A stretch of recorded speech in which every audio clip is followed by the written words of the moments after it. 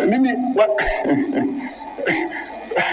yani hivi mnasomaga watu. Mimi nisoma international law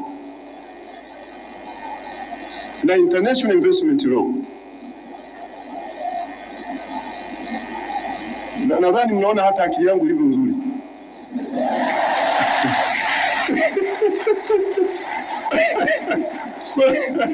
Sasa tunajua hivi vitu. Kitu cha kwanza sisi wa Tanzania tulinde taifa letu. Na hasa fursa inapokuwepo ya kutatua hayo migogoro yetu sisi kwa njia ya amani, the fursa is there.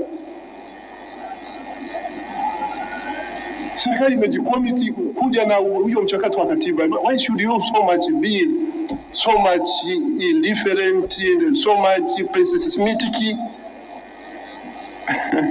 Na mimi naambia kwa uzoefu wangu,